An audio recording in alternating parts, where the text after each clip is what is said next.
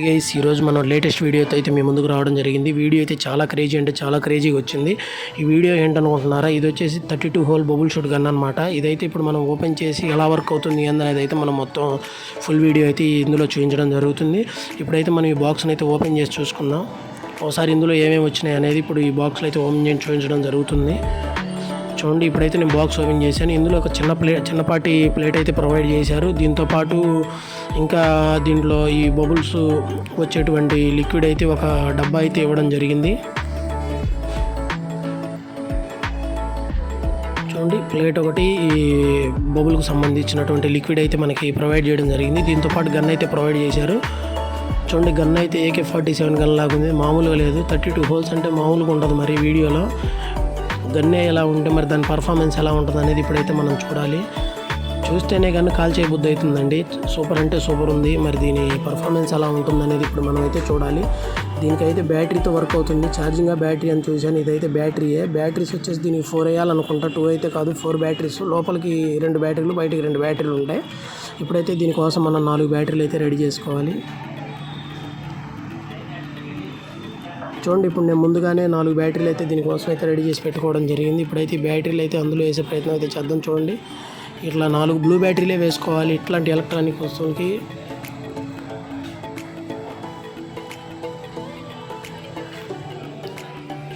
ఇలాంటి ఎలక్ట్రికల్ వస్తువులకి ఏంటంటే blue battery వేసుకుంటే ఏంటంటే గన్ను అనేది త్వరగా పాడవదు.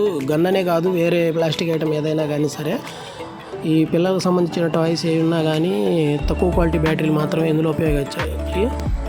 హై పవర్ యూజ్ చేస్తే ఏమవుతుందంటే అందులో ఈ గన్ ఉన్న కెపాసిటీకి ఆ బ్యాటరీలో ఉన్న పవర్కి ఏంటంటే అందులో నుంచి లిక్విడ్ అయితే కన్జంప్షన్ అవుతుంది.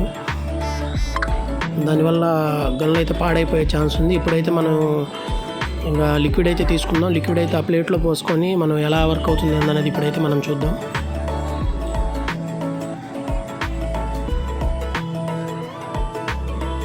చూడండి, దీనికైతే సీల్ అయితే ప్రొవైడ్ చేయడం జరిగింది. లిక్విడ్ పోకుండా దీనికైతే మంచి సీల్ అయితే ఇవ్వడం జరిగింది. ఇప్పుడైతే దీన్ని కట్ చేసి దీంట్లో లిక్విడ్ని అయితే మనం ముందుగా యూజ్ చేసుకునేటప్పుడు ఇలాంటివి బబుల్స్కి సంబంధించిన ఏదైనా బాటిల్ని అయితే షేక్ చేసి యూజ్ చేయవలసి ఉంటుంది. చూడండి, ర్యాపర్ అయితే ఇలా తీద్దామని ట్రై చేశాను. చాలా అంటే చాలా బాగా కంపెనీ సీల్ అయితే వేయడం జరిగింది.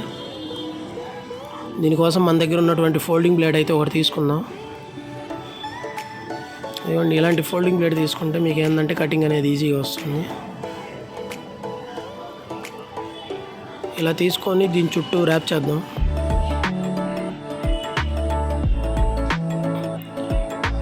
చూడండి, ఇలాగైతే మనం ర్యాపింగ్ కటింగ్ అయితే చేయడం జరుగుతుంది.